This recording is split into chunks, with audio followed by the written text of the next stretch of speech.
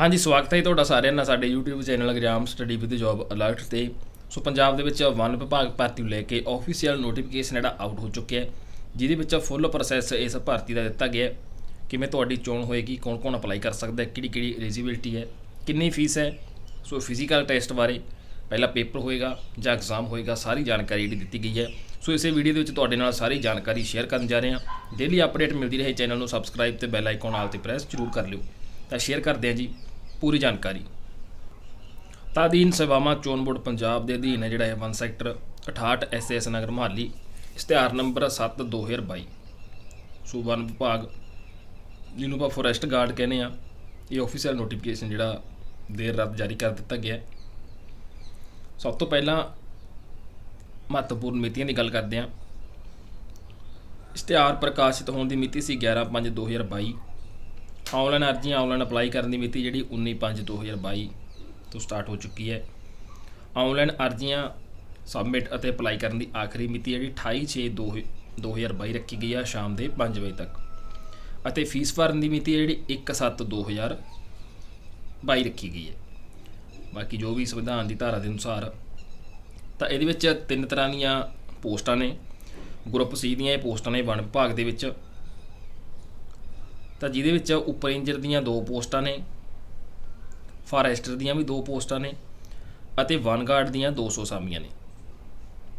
अगे category wise है जिहड़ी इन्हां असामियां की वंड है जिहड़ी कीती गई है। सो इस्त्री लई राखवांकरण भी इहदे विच रखिया गया। ABCD भागां दे विच जिहड़ा वंडिया गया। सो पहल ते आउंदी है असामी A उपर रेंजर। टोटल 2 पोस्टां ने, ये जनरल की 1 पोस्ट है तो एक ये जी फीमेल की आ जाएगी। फिर साबका फौजी जनरल 1 पोस्ट है और फीमेल की भी 1 पोस्ट है जी आ जाएगी। फिर ऑप्शन बी ते आउंदा असामी का नाम फॉरेस्टर है, ये भी 2 असामियां ने। ये EWS जो इकोनॉमिकली वीकर सैक्शन ने, आर्थिक पक्षों कमज़ोर ने, उन्होंने 2 पोस्टां ने, जिहदे 1 पोस्ट है जी फीमेल की है। अगे सब तो ज़्यादा असामियां ने जिहड़ियां वन गार्ड दियां ने। टोटल 200 पोस्ट है वन गार्ड दे विच, जिहदे विच जनरल की 100 पोस्ट है। 100 विचों 33 ने जिहड़ियां फीमेल दियां ने। अनुसूचित जाति M ते B इहदियां 14 पोस्टां ने, जिहदे विचों 5 फीमेल दियां ने। अनुसूचित जाति R ते O इहदियां 14 पोस्टां ने, जिहदे विच फीमेल दियां 4 पोस्टां ने। साबका फौजी जनरल 28 पोस्टां ने, जिस फीमेल दियां 9 ने। साबका फौजी अनुसूचित जाति M ते B इन्हां दियां 12 पोस्टां ने, जिस 4 पोस्टां ने जिहड़ियां वो फीमेल दियां ने। सो 33% राखवांकरण के हिसाब नाल इन्हां दी डिवाइडेशन की गई है। खिडारी आ गए अनुसूचित जाति M ते B 4 पोस्टां ने, 2 पोस्टां फीमेल दियां ने। फिर खिडारी अनुसूचित जाति R ते O 2 पोस्टां ने, ये फीमेल की कोई पोस्ट नहीं है। स्वतंत्रता संग्रामी 6 पोस्टां ने, जिहदे 2 पोस्टां फीमेल दियां ने। अगे EWS आ गया 20 पोस्टां ने अते 7 पोस्टां जिहड़ियां फीमेल दियां इहदे बनदियां ने। सो जिन्हां कोल EWS सर्टिफिकेट बने तो वो भी इहदे अपलाई है जिहड़ा कर सकते हैं। बाकी श्रेणी कोड दिते हुए ने अलग अलग कास्ट के हिसाब नाल। जिहड़ी भी कास्ट दे विच तुसीं अपलाई करोगे तो ये श्रेणी कोड है जिहड़ा सबमिट होएगा। सो ये भरना जरूरी है। सो अगे क्वालीफिकेशन आ गई। पहले नंबर पर जी उपर रेंजर की विद्यक योग्यता जिन्होंने आपां कहने आ, नाल सरीरक मापदंड दिता होया है। Degree of bachelor in science या फिर degree of bachelor in engineering university तो या फिर मानता प्राप्त संस्था तो पास की होनी चाहिए है। मेल और फीमेल दोनों ये अपलाई है जोड़ा कर सकते हैं। जिहदे मेल की हाइट मंगी गई है 167 सेंटीमीटर और फीमेल की 150। चैसट इन्होंने अनएक्सपेंडेड मेल की है 79 सेंटीमीटर, फीमेल की 74 ये मंगी गई है। इस तो अलावा फिजिकल वाक टेस्ट है 25 kilometre for mails and 14 kilometres for females. 4 ਘੰਟਿਆਂ ਦੇ ਵਿੱਚ ਜਿਹੜਾ ਤੁਸੀਂ ਕਲੀਅਰ ਕਰਨਾ 4 ਘੰਟਿਆਂ ਦਾ ਸਮਾਂ ਦਿੱਤਾ ਗਿਆ। ਅੱਗੇ ਆਉਂਦਾ ਜੀ ਫਾਰੈਸਟਰ। ਫਾਰੈਸਟਰ ਦੇ ਵਿੱਚ ਸੀਨੀਅਰ ਸੈਕੰਡਰੀ ਪਾਰਟ 2 ਐਗਜ਼ਾਮੀਨੇਸ਼ਨਸ ਇਨ ਸਾਇੰਸ ਯੂਨੀਵਰਸਿਟੀ ਤੋਂ ਜਾਂ ਮਾਨਤਾ ਪ੍ਰਾਪਤ ਸੰਸਥਾ ਤੋਂ।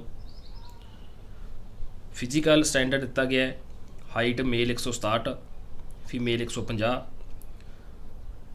ਚੈਸਟ ਹੈ ਜਿਹੜੀ ਅਨਐਕਸਪੈਂਡਡ ਅਤੇ ਐਕਸਪੈਂਡਡ, ਮੇਲ ਦੀ 79 ਸੈਂਟੀਮੀਟਰ ਹੈ, ਫੀਮੇਲ ਦੀ 76। ਅੱਗੇ ਦੇ ਵਿੱਚ ਫਿਜ਼ੀਕਲ ਹੈ, walk test of 13 kilometres male and 8 kilometres for female completed with 1.5 hours, 1.5 ਘੰਟੇ ਦੇ ਵਿੱਚ ਹੈ। ਅੱਗੇ ਆਉਂਦਾ ਜੀ ਵਨ ਗਾਰਡ, ਜਿਸ 'ਚ ਸਭ ਤੋਂ ਜ਼ਿਆਦਾ ਪੋਸਟਾਂ ਨੇ। ਸੀਨੀਅਰ ਸੈਕੰਡਰੀ ਪਾਰਟ 2 ਐਗਜ਼ਾਮੀਨੇਸ਼ਨਸ ਇਹਦੇ ਲਈ ਜ਼ਰੂਰੀ ਹੈ, ਕਿਸੇ ਯੂਨੀਵਰਸਿਟੀ ਤੋਂ ਜਾਂ ਫਿਰ ਮਾਨਤਾ ਪ੍ਰਾਪਤ ਸੰਸਥਾ ਤੋਂ ਜਾਂ ਇਹਦੇ ਬਰਾਬਰ ਦੀ ਯੋਗਤਾ ਰੱਖਦਾ ਹੋਵੇ ਉਹ ਇਹਨਾਂ ਨੂੰ ਅਪਲਾਈ ਕਰ ਸਕਦਾ ਹੈ। ਹਾਈਟ 167 ਹੈ, ਫੀਮੇਲ ਦੀ 150 ਹੈ। ਤਾਂ ਚੈਸਟ ਤੁਸੀਂ ਨੀਚੇ 79 74 84 79 ਦੇਖ ਸਕਦੇ ਹੋ, ਬਿਲਕੁਲ ਸੇਮ ਹੈ। ਇਹਦੇ 'ਚ ਫਿਜ਼ੀਕਲ ਹੈ, ਵਾਕ ਟੈਸਟ ਹੈ 13 ਕਿਲੋਮੀਟਰਸ ਮੇਲ ਲਈ ਹੈ, 8 ਕਿਲੋਮੀਟਰਸ ਫੀਮੇਲ ਲਈ ਹੈ। ਕੰਪਲੀਟ ਕਰਨਾ ਹੈ 1.5 ਆਵਰਸ, ਯਾਨੀ ਕਿ 1.5 ਘੰਟੇ ਦੇ ਵਿੱਚ।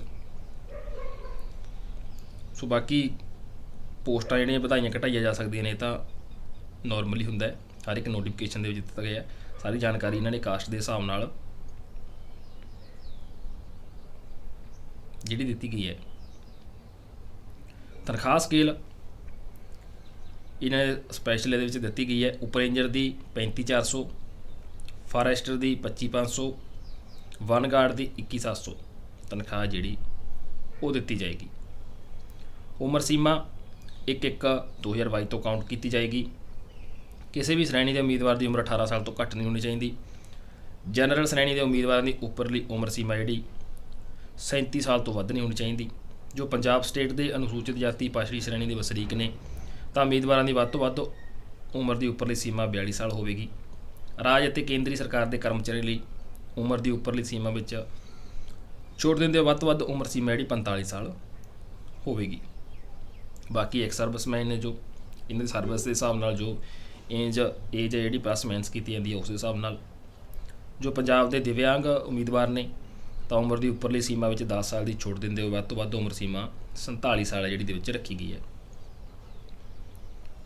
ਇਸ ਤੋਂ ਇਲਾਵਾ NOC ਲੈ ਕੇ ਸਪੈਸ਼ਲ ਨੋਟ ਲਿਖਿਆ ਹੋਇਆ ਜੋ ਕੇਂਦਰ ਅਤੇ ਰਾਜ ਸਰਕਾਰ ਦੇ ਕਰਮਚਾਰੀ ਨੇ ਅਗਰ ਉੱਪਰਲੀ ਉਮਰ ਸੀਮਾ ਵਿੱਚ ਛੋਟ ਲੈਣੀ ਹੈ ਤਾਂ ਵਿਭਾਗ ਤੋਂ NOC ਲੈ ਕੇ ਕਾਉਂਸਲਿੰਗ ਸਮੇਂ ਪੇਸ਼ ਜਿਹੜਾ ਕਰਨਾ ਹੋਏਗਾ। ਫੀਸ ਦੀ ਗੱਲ ਕਰੀਏ, ਆਮ ਵਰਗ, ਸੁਤੰਤਰਤਾ ਸੰਗਰਾਮੀ ਅਤੇ ਖਿਡਾਰੀ ਇਹਨਾਂ ਲਈ 1000 ਰੁਪਏ ਫੀਸ ਹੈ। SC BC ਆਰਥਿਕ ਤੌਰ 'ਤੇ ਕਮਜ਼ੋਰ ਵਰਗ EWS ਇਹਨਾਂ ਲਈ 250 ਰੁਪਏ ਫੀਸ ਹੈ। ਸਾਬਕਾ ਫੌਜੀ ਅਤੇ ਆਸ਼ਰਿਤ ਇਹਨਾਂ ਲਈ 200 ਰੁਪਏ ਫੀਸ ਹੈ। ਦਿਵਿਆਂਗ ਇਹਨਾਂ ਲਈ 500 ਰੁਪਏ ਫੀਸ ਹੈ ਜਿਹੜੀ ਇਹਦੇ ਵਿੱਚ ਰੱਖੀ ਗਈ ਹੈ। ਬਾਕੀ ਚੋਣ ਵਿਧੀ 3 ਪੜਾਵਾਂ ਦੇ ਵਿੱਚ ਤੁਹਾਡੀ ਸਿਲੈਕਸ਼ਨ ਹੋਵੇਗੀ। ਓਬਜੈਕਟਿਵ ਟਾਈਪ ਕੁਐਸਚਨ ਪੁੱਛੇ ਜਾਣਗੇ ਕਿ ਤੁਹਾਡਾ ਐਗਜ਼ਾਮ ਹੋਏਗਾ। ਲਿਖਤੀ ਪ੍ਰੀਖਿਆ ਹੋਗਾ, ਤੁਹਾਡਾ ਫਿਜ਼ੀਕਲ ਮੈਜ਼ਰਮੈਂਟ ਹੋ ਗਿਆ ਅਤੇ ਫਿਜ਼ੀਕਲ ਐਫੀਸ਼ੀਐਂਸੀ ਹੋਗੀ। ਪਹਿਲੇ ਪੜਾਅ ਵਿੱਚ ਹੋਣ ਵਾਲੀ ਲਿਖਤੀ ਪ੍ਰੀਖਿਆ ਵਿੱਚ ਪ੍ਰਾਪਤ ਅੰਕਾਂ ਦੇ ਆਧਾਰ 'ਤੇ ਉਮੀਦਵਾਰਾਂ ਦੀ ਮੈਰਿਟ ਸੂਚੀ ਤਿਆਰ ਕੀਤੀ ਜਾਏਗੀ। ਯਾਨੀ ਕਿ ਪਹਿਲਾ ਐਗਜ਼ਾਮ ਲਿਆ ਜਾਏਗਾ, ਇਹ ਕਲੀਅਰ ਇੱਥੇ ਲਿਖਿਆ ਪਿਆ ਪਹਿਲੇ ਪੜਾਅ ਵਿੱਚ ਹੋਣ ਵਾਲੀ ਲਿਖਤੀ ਪ੍ਰੀਖਿਆ, ਅਤੇ ਇਸ ਮੈਰਿਟ ਸੂਚੀ ਵਿੱਚ ਮੌਜੂਦ ਉਮੀਦਵਾਰਾਂ ਨੂੰ ਅਸਾਮੀ ਲਈ ਤੈਅ ਕੀਤੇ ਸਰੀਰਕ ਮਾਪਦੰਡ ਪੂਰਾ ਕਰਨ 'ਤੇ ਹੀ ਚੋਣ ਲਈ ਵਿਚਾਰਿਆ ਜਿਹੜਾ ਜਾਵੇਗਾ।